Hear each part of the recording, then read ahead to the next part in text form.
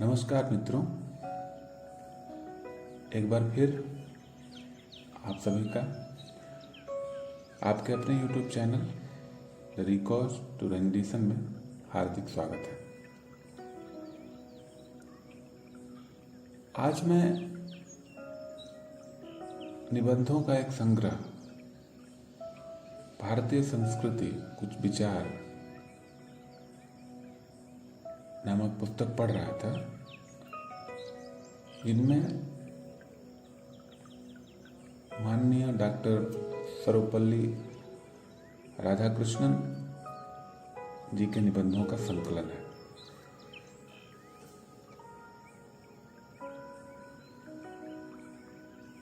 आपको मालूम ही होगा कि भारत के महान दार्शनिक और चिंतक डॉक्टर सर्वपल्ली राधाकृष्णन ने पूरे विश्व को अपने मानवतावादी विचारों से प्रभावित किया है। वे एक प्रभावपूर्ण लेखक, वक्ता और अध्यापक होने के साथ साथ एक महान राजनीतिज्ञ भी थे। उन्होंने हमारे देश के सर्वोच्च राष्ट्रपति पद को भी सुशोभित किया है एवं उन्होंने भारतीय दार्शनिक विचारों से पश्चिमी जगत को परिचित कराने में बहुत महत्वपूर्ण योगदान दिया। तो इसी निबंध पुस्तक में एक निबंध है जिसका शीर्षक है सह अस्तित्व।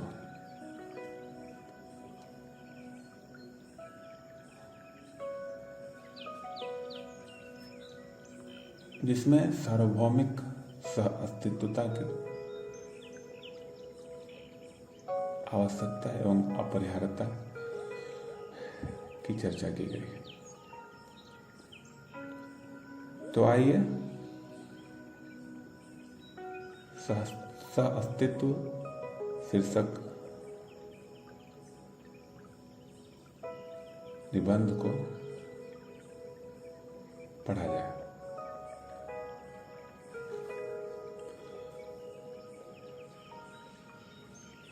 वे लिखते हैं, भारत एक भौगोलिक अभिव्यक्ति उतनी अधिक नहीं है जितनी कि वह मन की एक वृत्ति, एक दिशामान, एक विशिष्ट दृष्टिकोण है। लंदन विश्वविद्यालय के प्रोफेसर चाइल्ड ने प्राचीन भारत के विषय में लिखते हुए कहा है कि 3250 ईसा पूर्व में भारत ने एक ऐसी विशिष्ट सभ्यता, जीवन की ऐसी निश्चित बुनावट के साथ मिस्र, बेबीलोन का सामना किया था जो आज तक जीवित है। उन्होंने कहा कि यही आधुनिक भारतीय सभ्यता का आधार है। आधुनिक यूनान प्राचीन यूनान से भिन्न है, आधुनिक मिस्र प्राचीन मिस्र से भिन्न है, किंतु आधुनिक भारत जहां तक दृष्टिकोण का संबंध है, मूल रूप से प्राचीन भारत से भिन्न नहीं है। मोहनजोदड़ो और हड़प्पा की खुदाइयों से जो अवशेष मिले हैं, उनमें शिव के आदि रूप की एक प्रतिमा है जो कमलासन पर आंखें बंद किए ध्यान की मुद्रा में बैठी हुई है और उसके चतुर्दिक प्राणिज सृष्टि है। इसमें आपको वह आधारभूत दृष्टिकोण मिलता है, इसने देश के आध्यात्मिक भूदृश्य को आच्छन्न कर रखा है। आरंभ से ही यह बात अनुभव की गई है कि जो ध्यान शक्ति से अपनी वासनाओं एवं मनोवेगों पर प्रभुत्व स्थापित कर लेता है, वह उस आदमी से बड़ा है जो संसार के युद्धों में विजय प्राप्त करने में समर्थ होता है। दूसरे शब्दों में, आत्मविजय देशों पर विजय प्राप्त करने से अधिक महत्वपूर्ण है। हमारा विश्वास है कि सबसे बड़े विजयी वे हैं जो शारीरिक बल का उपयोग किए बिना ही अपने शत्रुओं को वशीभूत कर लेते हैं। प्राचीन काल से अपने समय तक हमें ध्यानमग्न की यह प्रतिमा बराबर मिलती है। आप इसे उपनिषद में पाएंगे, आप इसे बुद्ध में पाएंगे बुद्ध की प्रतिमाएं हमें इस बात का संकेत करती हैं कि वह किस प्रकार दुर्भावना और धर्मांधता पर विजय प्राप्त कर सके थे। प्रत्येक पीढ़ी और देश के प्रत्येक भाग ने ऐसे व्यक्ति पैदा किए हैं जिनमें इस आदर्श ने अवतार लिया था। हमारे लिए धर्म सांप्रदायिक अनुरूपता या रीतिगत पवित्रता उतना नहीं है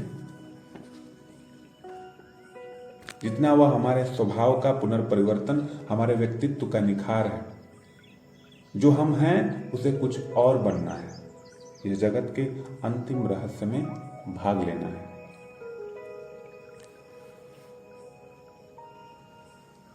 जब हम धर्म को इस प्रकार के दृष्टिकोण से मिला देते हैं तो पांथिक प्रतिद्वंदिताएं और मतवादी संघर्ष हमारे लिए असंबद्ध हो जाते हैं।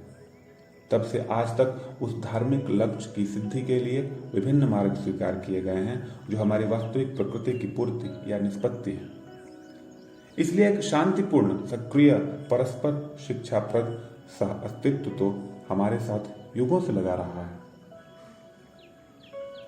जब यह कहा जाता है कि भारत एक धर्मनिरपेक्ष राज्य है, तब इसका अर्थ यह नहीं होता कि भारत भौतिक युद्धों और विलासिताओं की पूजा करता है, या यह कि वह इस बात को मानने से इनकार करता है कि जो नियम अवकाश एवं काल के भौतिक जगत को शासित करते हैं उनसे कहीं ऊंचे विश्व नियम भी हैं।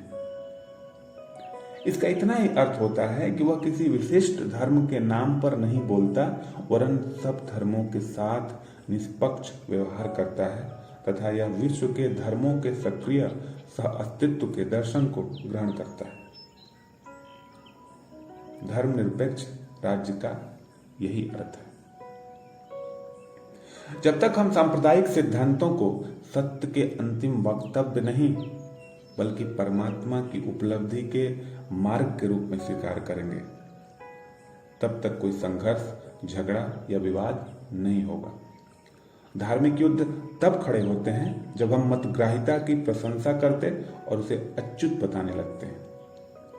आर्य और द्रविड़, हिंदू और बौद्ध, जितनी भी प्रजातियां हमारे देश में आई हैं, वे सब सापेक्षिक दृष्टि से कहें तो एक सामूहिक ऐक्य में संग्रथित होती गई हैं। और भी दृष्टिकोण हैं जो हम तक चले आए हैं। यदि हम पश्चिम की ओर रुख करते हैं तो हमें यूनानी और बर्बर के बीच का वह भेद दिखाई पड़ता है जिससे यूरोपीय इतिहास का आरंभ हुआ। वस्तु स्थिति यह थी कि यूनान ने बहुत कुछ मिस्र, बेबीलोन एवं ईरान के बर्बर देशों से लिया। यदि हम एक कदम और आगे बढ़ें तो देखेंगे कि जस्टिनियन ने यह सोचकर एथेंस के विद्यालयों को बंद कर दिया था कि यूनान और गैलीली एक साथ नहीं जी सकते। किंतु हम जानते हैं कि यूनान ने ख्रिस्टीय धर्म के इतिहास में प्रवेश पाया है। अगस्टाइन प्लेटो और प्लॉटिनस से परिपूर्ण है। एक्विनास अरस्तु से भरा हुआ है। फिर जब हम क्रूसेड्स यानी ख्रिस्टीय जिहादी युद्ध तक पहुंचते हैं तो हमें यह या वह दर्शन मिलता है, या तो क्रॉस अर्थात ख्रिस्टीय धर्म चिन्ह या क्रिसेंट वावालेंदु इस्लाम का धर्म चिन्ह। हमने आविष्कार किया है कि क्रॉस या क्रूस और क्रिसेंट एक दूसरे को शिक्षा देते हुए साथ साथ रह सकते हैं। आधुनिक यूरोपीय रिनेसा उस प्रकाश ज्ञान का फल है जो महत यूनानी ग्रंथों के अरब अनुवादकों द्वारा यूरोप पहुंचा, और इन एवरोज तथा एविसेन्ना नामक धर्मशास्त्रियों की ख्रिस्टीय चिंतन के विकास में बड़ी देन है। हमने कैथोलिक और प्रोटेस्टेंट संप्रदायों में शताब्दियों तक संघर्ष चलते देखे। फिर कभी एक कभी दूसरा विचार बना रहा। हम अब देखते हैं कि कैथोलिक और प्रोटेस्टेंट साथ साथ रह सकते हैं, एक दूसरे के सहायक हो सकते हैं और एक दूसरे को शिक्षा दे सकते हैं। आज दो समूहों में, दो दलों में संघर्ष है, परंतु अब हम सक्रिय सह अस्तित्व की नीति अपनाने की सोच रहे हैं। जब इस या उस, यह रहे या वह रहे कि परंपरा ने संसार में लड़ाई झगड़ों को जन्म दिया है, तब यह और वह की परंपरा संसार के राष्ट्रों के जख्मों को भरने का काम करेगी। यह या वह कि परंपरा सांप्रदायिक अपवर्जकता की स्वीकृति के फलस्वरूप निकली है। इस गर्व से कि हम सत्य तक पहुंच गए हैं और हमने उसे पा लिया है, तथा हमारे लिए जरूरी है कि जिन्होंने उस सत्य को नहीं पाया है उनके बीच के अंधकार को दूर करें। इस और उसका दर्शन कहता है कि किसी भी देश या जाति में ईश्वर ने अपने को साक्ष्य के बिना नहीं रहने दिया है। वे सब ईश्वर के प्रेम की क्रियाशीलता के साक्ष्य के साथ खड़े होंगे। ऐसी कोई जाति नहीं है जो इस जगत में अनाथ या निरवलंब छोड़ दी गई हो। कुरान कहता है, हर जाति में हमने उन्हें ईश्वरोपासना सिखाने के लिए एक संदेश वाहक भेजा है। इसलिए यदि हम परमात्मा की सर्वव्यापकता की नीति को अपनाते हैं तो उससे सक्रिय अस्तित्व का तत्व ज्ञान अपने आप निकल आता है। आज हम इस अथवा उसकी नीति के अविवेक का अनुभव कर रहे हैं। कभी ऐसा समय था कि हम अपने विचारों को सैनिक उपायों से सफल कर लेते थे। वे दिन समाप्त हो गए हैं। आज हवाई बमबारी सैनिक और असैनिक में कोई भेद नहीं करती। एक ताप नाभिकीय अर्थात आणविक बमबारी राष्ट्रों के बीच कोई भेदभाव नहीं करेगी। इसलिए हम ऐसी अवस्था में आ पहुंचे हैं कि हमारे लिए एक बटन दबाकर संपूर्ण महाद्वीप को विनष्ट कर देना संभव हो गया है। इन विनाशक अस्त्रों के विकास का नेतृत्व जीतने का प्रयत्न करके हम अपने विचारों की कोई सहायता न कर पाएंगे। हमने इसे खूब समझ लिया है कि हमें साथ जीना या साथ मरना है, और यदि हमें साथ साथ जीना है तो हमें दूसरों के विचारों के प्रति सहिष्णुता होनी चाहिए। धार्मिक सहिष्णुता, सैद्धांतिक सहिष्णुता, ये चीजें आत्मरक्षण के लिए अनिवार्य हो उठी हैं। क्षमा ही अपने सर्वोच्च शक्ति रूप में प्रेम है। इसलिए यदि हम सक्रिय सह अस्तित्व के तत्व ज्ञान को अपनाना चाहते हैं तो हमें अपनी आधारभूत वृत्ति कि केवल हम ही प्रकाश के अधिपति हैं और दूसरे अंधकार में भटक रहे हैं त्यागनी होगी। भारत ने सह अस्तित्व की इस नीति के कारण कष्ट झेला है, किंतु उसकी परवाह नहीं करनी होगी।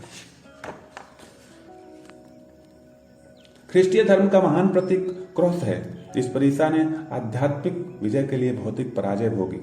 यदि हम अनुभव करते हैं कि हम ठीक रास्ते पर हैं तो हमारे लिए यह वृत्ति धारण करना आवश्यक है कि हम सफलता की आशा से नहीं बल्कि इसलिए वैसा कर रहे हैं कि वही ठीक है। मुझे इसमें संदेह नहीं है कि जिस तत्व ज्ञान दर्शन का इस देश पर प्रभुत्व है वह ऐसा दर्शन है जो उन्मूलन अथवा पार्थक्य या आत्म साक्षात्करण में से किसी एक में विश्वास नहीं करता, किंतु वह प्रजातिगत सामंजस्य में विश्वास रखता है। और यदि प्रजातिगत सामंजस्य की प्रतिष्ठा करनी है तो जीवन के संबंध में हमारा दृष्टिकोण दूसरा होना चाहिए। हमें प्रत्येक व्यक्ति का सम्मान करना चाहिए। संभव है वह उतना बड़ा न हो जितने हम हैं।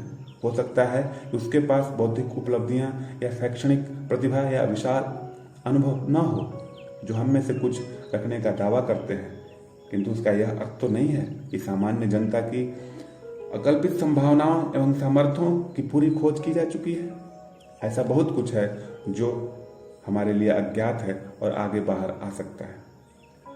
मैं आशा करता हूं कि भारत ऐसे दर्शन को अंगीकार करेगा जो कहता है परमात्मा पूर्णतम ऊंचाई तक विकसित करने में हर एक की सहायता कर रहा है, और यह हमारा कर्तव्य है कि हम ऐसा वातावरण और परिस्थितियां तैयार कर दें कि प्रत्येक व्यक्ति को अधिकतम ऊंचाई तक उगने में सहायता मिले। सब मिलाकर संसार सह अस्तित्व के दर्शन की मांग कर रहा है। सह अस्तित्व जो केवल निष्क्रिय निरपेक्ष अस्तित्व न हो वरन सक्रिय पारस्परिक शिक्षाप्रद सह अस्तित्व हो। राजनीतिक समस्याओं के सैनिक समाधान किसी भी काम के नहीं है, निरर्थक हैं। अंत में वे पीछे कटुता ही छोड़ जाएंगे। राजनीतिक समस्याओं के लिए राजनीतिक समाधान ही ढूंढने होंगे, और मैं आशा करता हूं कि जो इस देश में सत्ताधारी हैं वे प्रजातिगत सामंजस्य के लिए काम करेंगे। तो ये थी सह अस्तित्व पर लिखी गई निबंध, या ये था सह अस्तित्व पर हमारे पूर्व राष्ट्रपति डॉक्टर सर्वपल्ली राधाकृष्णन के कुछ विचार। धन्यवाद, आभार।